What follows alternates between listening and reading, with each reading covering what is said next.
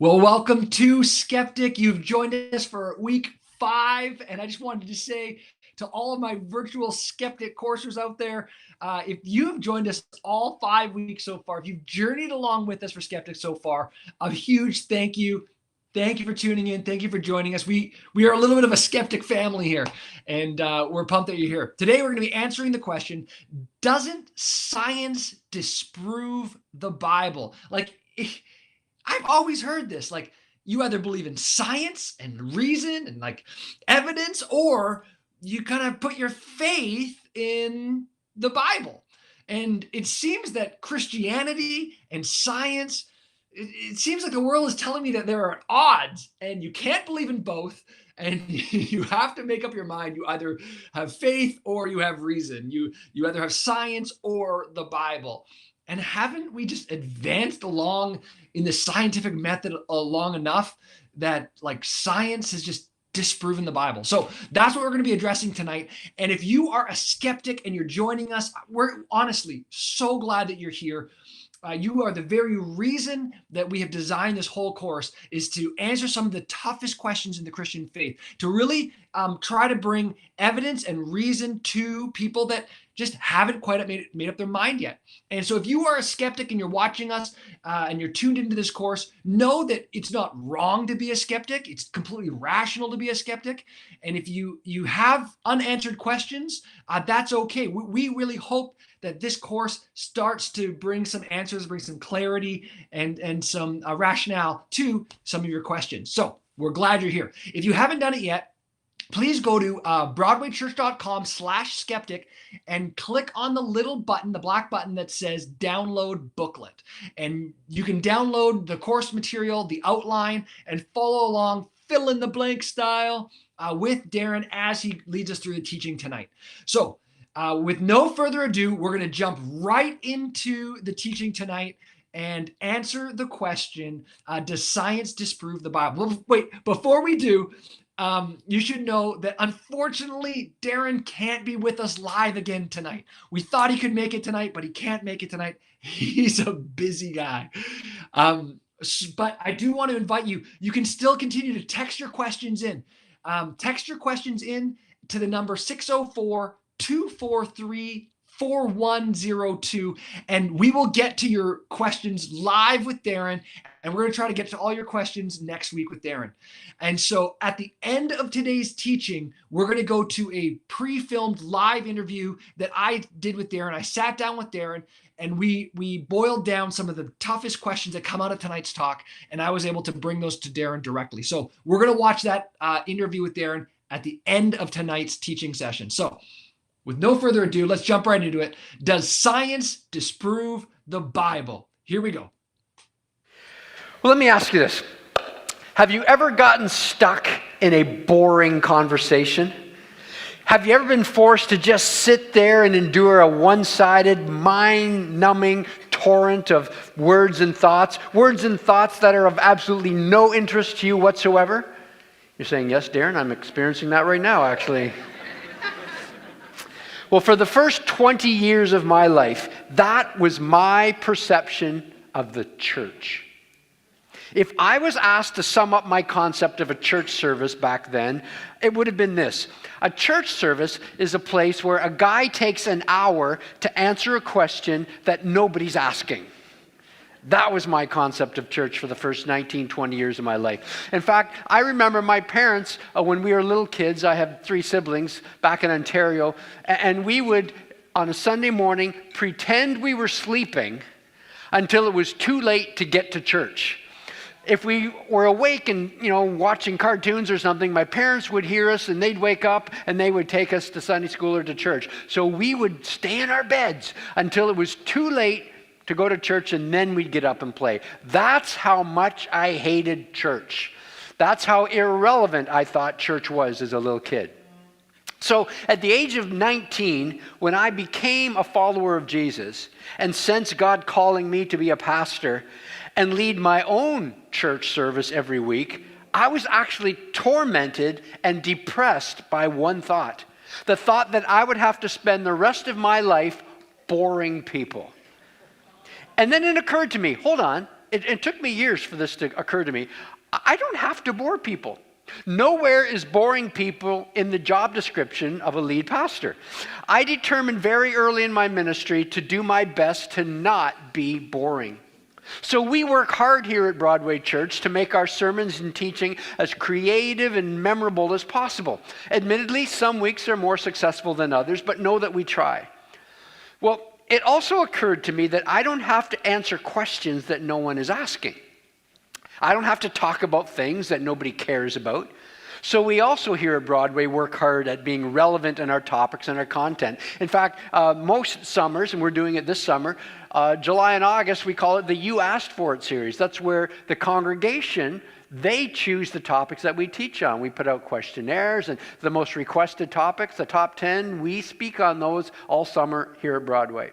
In fact, that's very much what Skeptic is all about as well. This course was designed to answer questions that skeptics, that people want answered. Questions that I was hearing out in the marketplace, hearing in the arena when I was with my kids playing, watching them play hockey and driving to and from tournaments and so on. Questions that I would have with everyday conversations with people. You know, when people would find out I'm a pastor, you know, right away, well, the first thing they would always say is, you know, can't you do something about the weather? And I'd always say, no, I'm in sales, not management.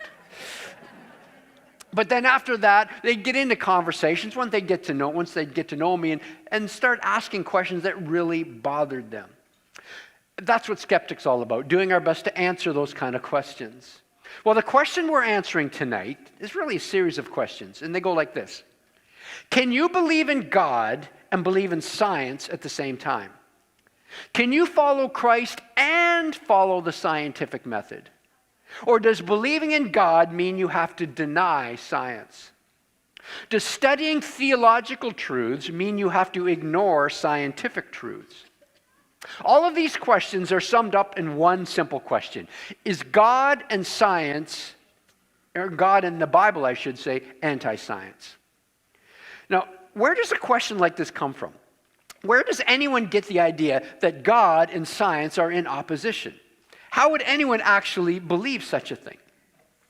Well, have you ever discovered that you believe something that was completely false? Have you ever carried an idea with you for years only to discover that you're actually misguided? For many years, I was carrying a belief that I only a few years ago discovered was wrong. And I believed this for decades. My grandfather, on my mother's side, whenever we would go and visit him, he only had these two fingers and half of one finger. He was missing his index finger and half of his middle finger. And so whenever I would visit him as a little kid, you know, I'd talk to him and I called him Papa. And he told me that these were bitten off by his ponies. Now, you have to know he owned a factory back in Ontario, and behind his factory, he had some ponies. And he said, yeah, Snowdrop, the name of one of the ponies, Snowdrop bit them off when I was feeding Snowdrop. Well, for the rest of my life, whenever I was near horses and feeding horses or ponies, I would have my hand like this, with the food right there, afraid that what would happen to my grandfather would happen to me. I was scared of these things. When my kids, you know, would feed an animal or something, no, keep your hand like this, you know, because your grandfather, you know, or your great-grandfather lost his fingers by doing that. Anyway, long story short, I was out for lunch with my cousin about 10 years ago, and my cousin actually lived in the same home as my grandfather, and we were talking about something, and I said, well, you know, that's how Papa lost his fingers, and she said, what? I said, well, you know, Papa lost his fingers that way, you know, Snowdrop bit them off. She said, what? I said, yeah, the pony bit them off. She said, what are you talking about, Darren? That happened in a factory. A lathe cut off those fingers. Are you an idiot? I thought, seriously, for my whole life, I've been living in torment thinking horses bite your fingers off when you feed them grass. Is the Bible anti-science? Where does a question and a belief like that even come from? Historically speaking, this idea is a relatively recent development. The beginning of modern science is usually traced back to the 16th and 17th centuries. A number of the key thinkers and scientific pioneers were not only theists, but devout Christ followers. Francis Bacon, Nicholas Copernicus, Robert Boyle, Johann Kepler, Galileo, Isaac Newton, all Christ followers. They are all giants in the field of science, all followers of Jesus. Nonetheless, over the last couple of centuries, this idea that you can't believe in God and science at the same time has grown. Now, this relatively modern idea that God is somehow anti-science is rooted in a worldview known as Scientism. Now, what is Scientism? This is the first blank on your outline. Scientism says we should only believe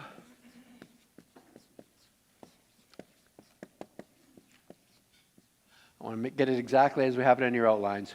What can be proven scientifically. We should only believe what can be proven scientifically. That is what's known as scientism.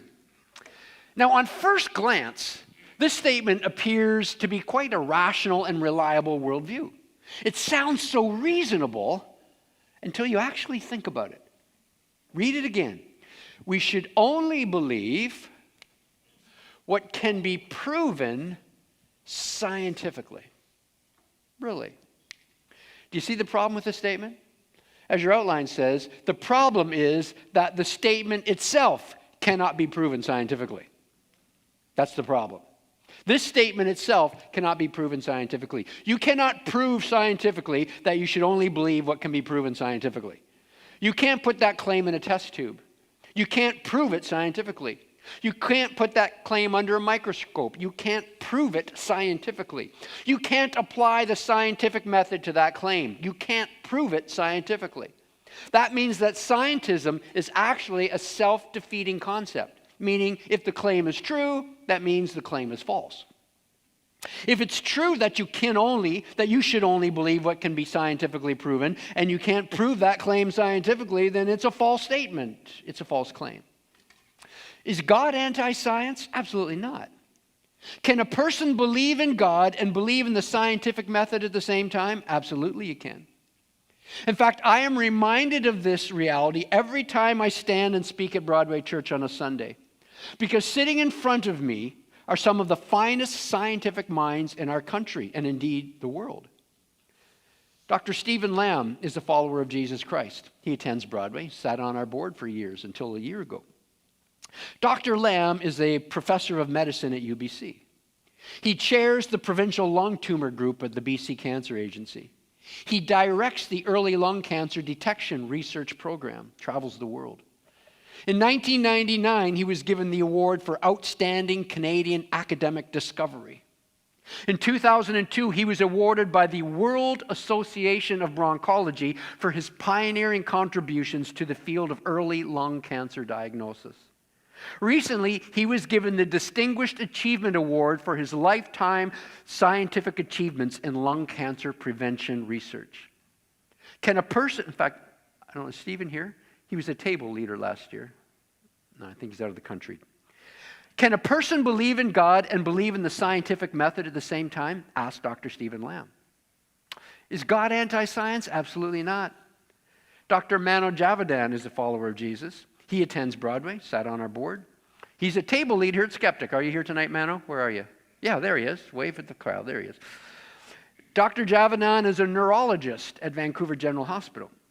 He's not only a distinguished neurologist, but he's also the director of the neurophysiology lab. He served as the president of the Canadian Society of Clinical Neurophysiology. He's also served on the executive board of the Canadian Neurological Society Federation. Can a person believe in God and believe in the scientific method at the same time? Asked Dr. Javadan. Is God anti-science? Absolutely not. I could go on and on. This congregation is filled with men and women working in the medical and scientific fields, researching, testing, expanding, and applying their scientific knowledge. Sitting in front of me, section after section every Sunday, Dr. May Ong, a leading physician in the field of pain management. Sitting in another section is a university professor in chemistry. Sitting in yet another section is a world-renowned physician who literally wrote the university textbook in the field of radiology. And these are just the ones that come to my mind in a congregation of well over 2,000 people. Do these men and women believe in science? Yes. Do these men and women believe in God? Yes. God is not anti-science. To put your faith in God is not to deny science. The two worlds don't clash, nor do they compete. In fact, they work together. And let me show you. What does science study? The word science literally means knowledge, scientia. However, the word has come to represent the study of a certain field of knowledge. As your outline says, science studies the physical and natural world. It studies the physical and the natural world. Now, the word science has come to represent the systematic study of the structure and the behavior of the physical and natural world through observation and experiment. This system of observing and experimenting is called the scientific method. Science wants to know how things work. Science wants to know why things work the way that they work. As your outline says, science studies creation. And scientists devote the best hours of their lives to investigating and testing and researching our world at both the telescopic and microscopic level. Science is exciting. Science is always expanding. I love reading about what they're discovering and finding as men and women uncover new insights about the physical world around us. Science is a wonderful field of knowledge, but it's only one field of knowledge. The fallacy of scientism is that it sees science as the only field of knowledge. The fallacy of scientism is that it claims to be the only way to discover truth. Years ago, a clip that has been circulating, there's a clip I should say that's been circulating on YouTube for years now. It exposes the fallacy of scientism. Years ago, William F. Buckley Jr., the famous author and commentator, he hosted a debate between Dr. Peter Atkins, the well-known professor of chemistry and an outspoken atheist, and Dr. William Lane Craig, a world-renowned philosopher, theologian, and follower of Christ. In fact, Dr. Craig spoke here at Broadway a few years ago. In this famous YouTube clip, Dr. Atkins makes the claim that science is everything and the only thing. And Dr. Craig then responds by essentially dismantling that thinking in a legendary fashion. Let's watch this clip right now. Taken together with a reason why people believe, desperate to believe, together with the fact that you don't need actually a God, in a sense amounts to an argument against the existence of God. Well, I guess I don't see that. I mean, why doesn't that commit the genetic fallacy of trying to say that by explaining how a belief originates, you thereby show the belief to be false?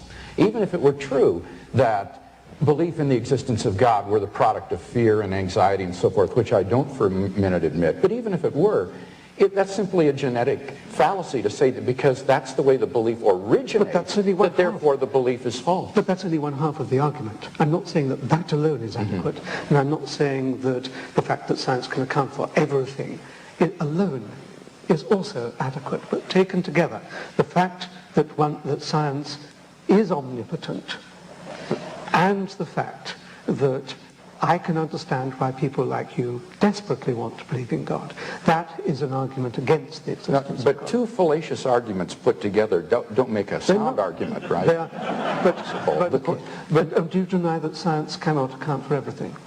Yes, I do deny that science. So what can't it account for?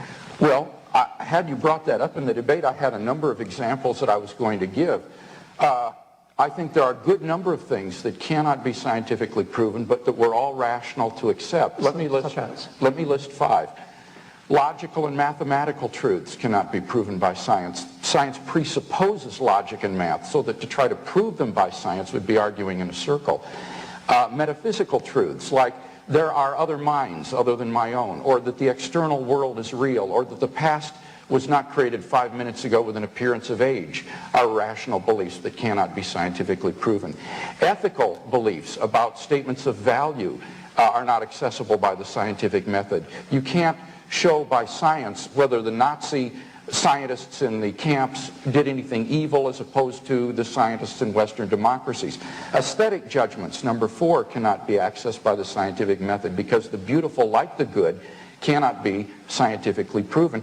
And finally, most remarkably, would be science itself. Science cannot be justified by the scientific method. Science is permeated with unprovable assumptions. For example, in the special theory of relativity, the whole theory hinges on the assumption that the speed of light is constant in a one-way direction between any 2 points A and B. But that strictly cannot be proven. We simply have to assume that in order to hold to the theory. But you're missing the whole... So put that in your pipe and smoke it. Yeah, okay. Yeah. So we are, none of these beliefs can be scientifically proven, and yet they are accepted by all of us, and we're right.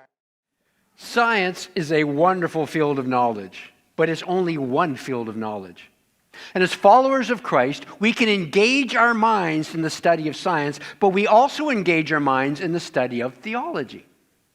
We saw that science studies the physical and natural world, so what does theology study? As your outline says, theology studies the metaphysical and supernatural world. The metaphysical and supernatural world.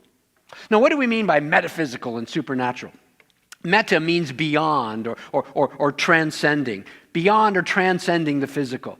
Metaphysical and supernatural describe a realm of reality that can't be seen under a microscope or placed in a test tube. Metaphysical and supernatural refer to the realm of the spirit, the soul, the mind. Not the brain, the mind. Think in these terms. If science studies creation, as your outline says, theology studies the creator. If science studies creation, theology studies the creator. These two areas are not in conflict with one another. They're simply focusing upon different areas.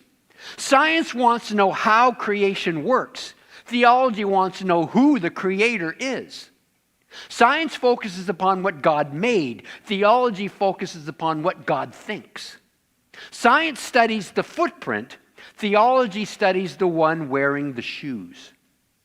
Okay, let's do a quick review. Is God anti-science? Absolutely not. This idea that God is anti-science is a fallacy spread mostly by those who adhere to the false view known as scientism. God is not anti-science. Christ followers are not anti-science. Science is the study of God's creation. Theology is the study of God's being. You can study the Creator and you can study His creation at the same time. Properly done, scientific studies and theological studies don't conflict. In fact, they overlap. And when they do overlap, when they do work together, they strengthen each other. So how does theology and science, how do they work together? As your outline says, theology makes science possible by providing an ordered world.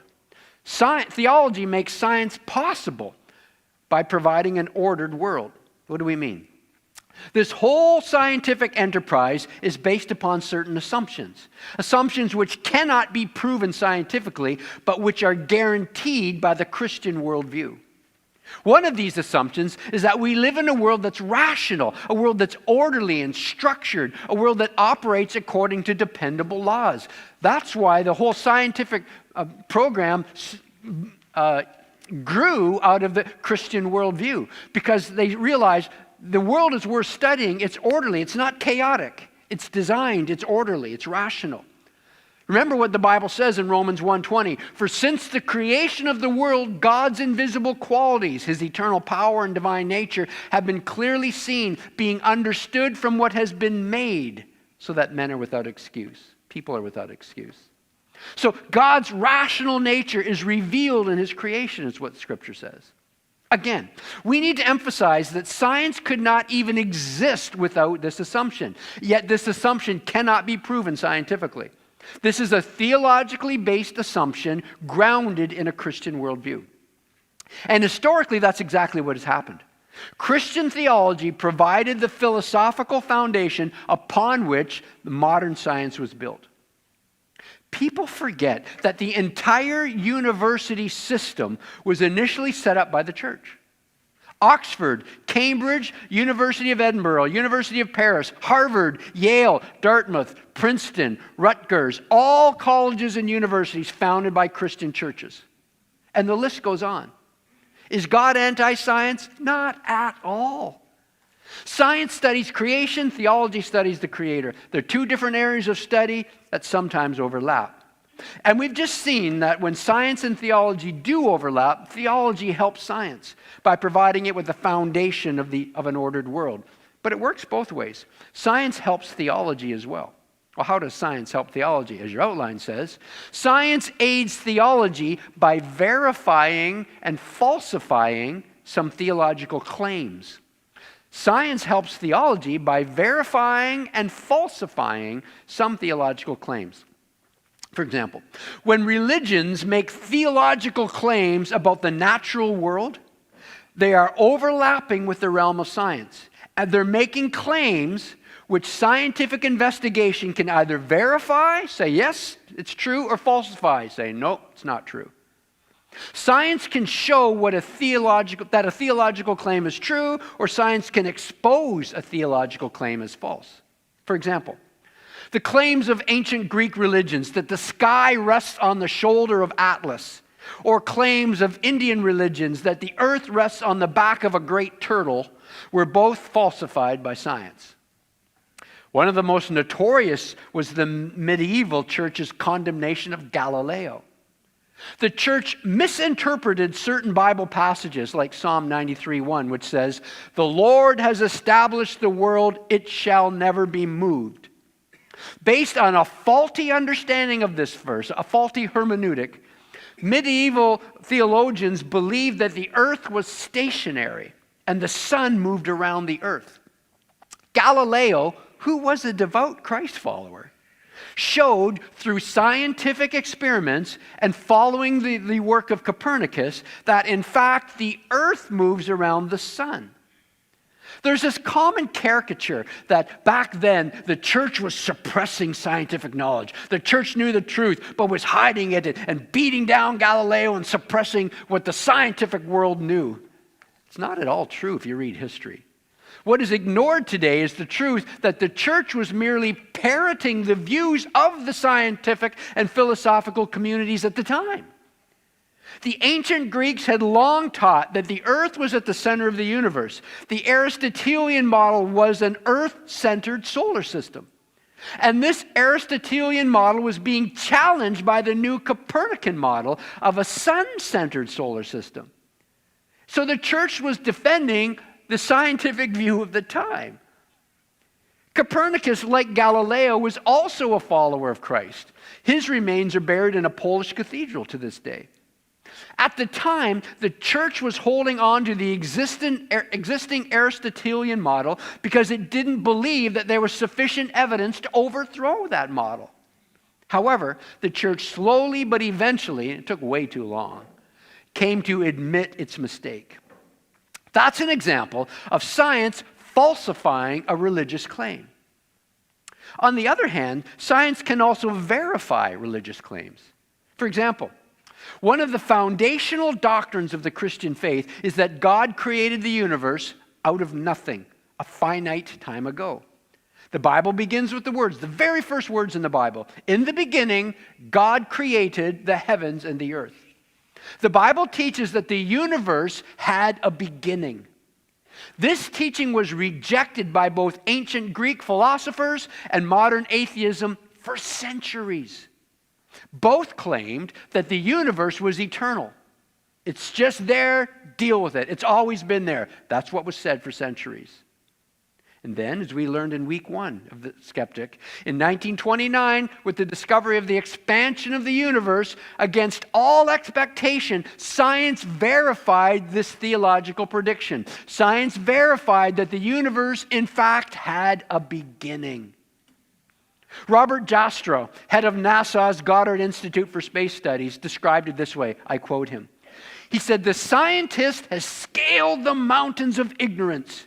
He's about to conquer the highest peak. As he pulls himself over the final rock, he is greeted by a band of theologians who've been sitting there for centuries."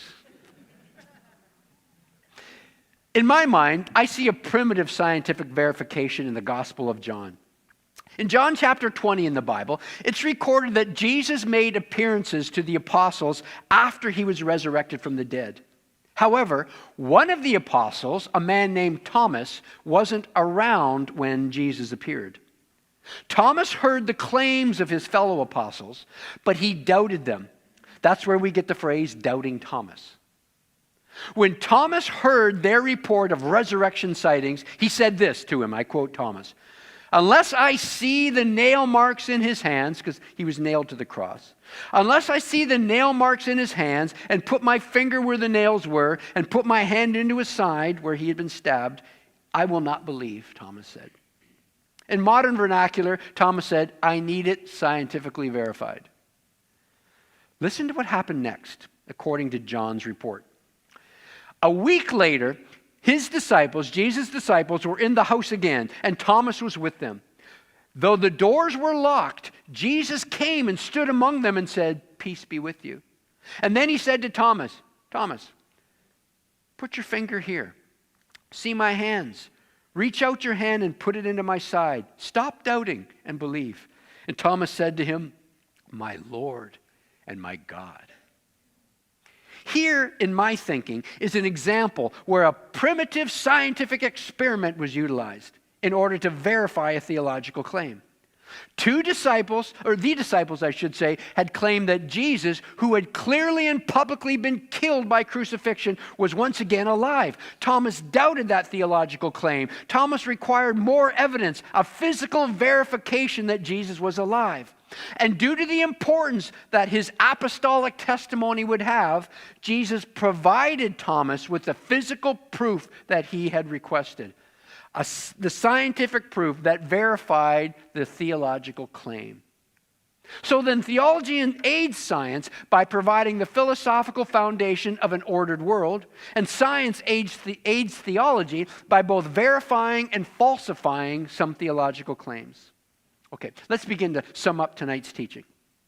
Tonight we're answering the question, is God in the Bible anti-science? We began by showing where such a question comes from. We learned that it's rooted in a view known as Scientism, the false view that the realm of science is the only way to access truth. We then contrasted the realm of science with the realm of theology and showed that these two realms actually complement one another. When the two realms overlap, they actually work together to strengthen each other. Listen, when truth is your target, facts are your friends, no matter where you find them. When truth is your target, facts are your friends, no matter where you find them. Are you a man or a woman of science? Do you value the scientific method as a way of accessing truth in your world? Keep at it. Stay the course. Keep pursuing the truth about the physical and natural world around you. Go to it. But don't forget that there are truths that cannot be accessed by the scientific method. Don't forget that there are truths that cannot be found in a test tube. Don't forget, when truth is your target, facts are your friends, no matter where you find them. Are you a follower of Jesus Christ? Do you find yourself fearing or resenting the realm of science? Stop it. That is not a biblical response. As a follower of Jesus, we pursue the truth. As followers of Jesus, we follow wherever the evidence leads. Because when truth is your target, facts are your friends, no matter where you find them. One last thing. The tension between science and theology most often surfaces when it comes to the whole discussion regarding origins, the whole evolutionary debate. Did God create the world in a literal 6 days, a few thousand years ago? Or did God use the evolutionary process that began at the Big Bang some 14 billion years ago? Did you know that you can believe either of these options and be a follower of Jesus? A lot of people are shocked by that. You can believe either of those options and be a follower of Jesus. Hear this. There are godly, intelligent followers of Christ that are on both sides of the spectrum. I have been on both sides of that spectrum as a Christ follower. There are godly, intelligent followers of Jesus that believe the earth is young and that God specially and instantly created each initial creature. And there are also godly, intelligent followers of Jesus who believe the universe is billions of years old, the earth is millions of years old, that God used the evolutionary process to bring about life as we know it. You say, how can this be? How can Christians reading the same Bible come to such radically different conclusions? Because when it comes to the origin of the universe, the Bible commits us to only three things. In Genesis 1:1, the Bible commits us to when? In the beginning. Secondly, the Bible commits us to who? God. In the beginning, God. The Bible commits us to when, the Bible commits us to who, and thirdly, the Bible commits us to what? Created the heavens and the earth. In the beginning, when? God. Who? Created the heavens and the earth. What? The Bible does not commit us to how. The Bible commits us to when, who, and what. The Bible does not commit us to how. When it comes to the how question, we are free to follow where the evidence leads. Because when truth is your target, facts are your friends, no matter where you find them. Did you come into the room this evening thinking that you couldn't study the Bible and a scientific textbook at the same time? Don't believe that lie. As we learned last week, truth is whatever agrees with reality. And reality isn't limited to the physical, natural world. Study God, study God's creation, and follow the evidence wherever it leads. All right, I'm going to turn you loose at your tables to talk, and then in a few minutes we'll open up the microphones for a question time. Have at it. Have a great discussion. All right. Well, this is a great topic, and it always generates lots of questions. And so if you've got some questions for Darren that have arisen from tonight's talk, please text them into me, and we'll answer those questions live with Darren next week. Now, you'll notice at the end of every one of these Skeptic talks, Darren then kind of passes it off to the table leaders, and people around tables will now engage in discussion with their table leaders, with others that they just met about the topic at hand. Now, you might be at home stuck in the middle of the pandemic and you are craving social interaction. You wish that we had round tables right now and you could discuss all the questions you have about tonight's topic with people and a table leader. And maybe you're sitting there and you're missing that. You wish that. And personally, that 10, 15 minutes we have around a round table discussing and engaging around that topic is literally my favorite part about Skeptic. And so if you're missing that like I am, I wanted to quickly let you know, as soon as our Skeptic course is over, we're going to switch gears and we're going to do a course together virtually online called Alpha. And we're going to be running Alpha actually 3 times a week on Tuesday, Wednesday, and Thursday. So it's like no excuses. Whatever day works for you, Tuesday, Wednesday, or Thursday, we're going to offer an Alpha course online. So if you go to broadwaychurch.com/alpha online, you can sign up and find all the details there. Find the course that's going to work for you. And the Alpha course, it actually is led by what we would call like a table leader, and it'll be like run on Zoom, and so you can actually see 10 different people in little floating squares and interact with them and ask questions and push back and give your opinion, and it's a really neat course. The Alpha course, it explores who Jesus is. Things like, what's prayer all about? Is there a heaven and hell? Is that even real? The Skeptic course was designed to really speak to the mind and really speak about to people's rationale. But the Alpha course is designed to really speak to someone's heart. And it really does explore great questions about Christianity and really engages you on an emotional level. It is such a neat experience. And the Alpha film series is incredibly produced and incredibly written and incredibly done. So if you've never been part of Alpha before, I just want to let you know it's coming up. We're starting it at the end of the month. So please go to broadwaychurch.com/alpha online and you can sign up right now. So now's the part of the course where we now throw it back to Pastor Darren, and we take your questions live off the floor, and we're able to engage Darren with your live questions, and he can answer them. Since Darren can't be with us tonight, we've pre-filmed a short interview where I push back and ask Darren a few more questions about tonight's topic. So let's go right to that interview with Darren. And welcome back. Darren, as we continue with these hard-hitting questions, you've given us some real good things to think about and things to ponder about throughout the series, but specifically about science and the Bible, and doesn't science disprove the Bible? We've just talked about this, but aren't most scientists atheists?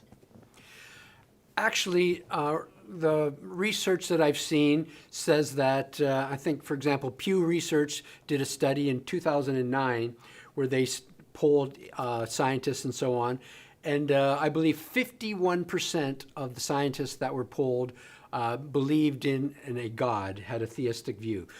And when they compared that with a study that had been done in the last 80 to 100 years, that number really hadn't radically changed.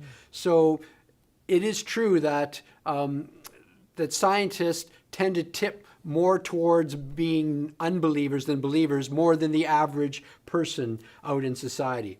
But Rice University recently did a sociologist at Rice University did a study where they actually did a sociological study, and it was discovered that most people who are presently scientists made their decision regarding God before they became scientists, meaning they made these decisions during their adolescent years. So this whole idea that scientists are atheists as a result of their scientific study is actually a sociological myth. It's not true. Interesting. And speaking about Christianity and science, and are you proposing the idea that a follower of Jesus Christ can believe in evolution and it's still all check out, or what's up with that? This used to be something that I struggled with for many years as a new Christ follower. The truth is we try to present facts are our friends. And if your faith doesn't stand up to facts, if it withers under the facts, then you need to reevaluate your faith. Remember last week we talked about if you have a defeater for your experience, then you need to reevaluate your experience. Well, so when it comes to the whole creation evolution issue, as we talked about it in our presentation, the Bible commits us to when, in the beginning, who, God, and what created the heavens and the earth. The Bible does not commit us to how. And on the continuum of options, you can be anywhere from a 6-day, literal 24-hour creationist to a full-blown God used the entire evolutionary process. And and anything in between, and there are all sorts of options in between that. So the reality is, facts are our friends. We are free to follow wherever the evidence leads. And so the Bible doesn't commit us to any of those. And I could make a strong argument for any of those options in between, and even from either of those extreme options as well. So can you be an evolutionist and a follower of Jesus? Absolutely. You can choose to believe that God chose to use the evolutionary process. I know many followers of Jesus who believe that God used the evolutionary process, but he guided it. He intervened during certain periods in that process. We've got the whole Cambrian explosion and so on. The fossil record reveals that suddenly there was all this complexity. Many believe that God intervened at that stage and brought about all sorts of complexity. So is that true? We don't know. We can follow where the evidence leads. That gives me great confidence as a follower of Christ to follow where the evidence leads. Exactly. We can relax in that. Thank you, Darren, for this time, and we're looking forward to next week's talk. All right. Now that interview wasn't very long, and so I hope that your appetite is whet for some more. next week, Darren will be with us for our final week of Skeptic, week 6. And we're going to be answering the question, what about hell? So we got heaven, we got hell. Maybe you're a skeptic because you just can't wrap your mind around this concept of hell. Like, is hell this place with like flames? I've seen these like pictures of artists' renditions of hell with flames and screaming people and weeping and gnashing of teeth. Like, is that where God sends people? Like, this good, loving God sends people to hell just for not believing in him, just for not having enough evidence to believe in him. And so maybe you got questions about hell. Next week, we're going to finish up our series by answering the question, what about hell? And so today was such a great time. I loved it. God is not anti-science. And when truth is your target, facts are your friends, no matter where you find them. So we're so glad that you're continuing to journey with us. Be sure to join us next week for the exciting conclusion of Skeptic. Darren will be with us live. He'll be answering your questions. And please feel free to continue to text us in if anything pops up. And we'll see you guys next week.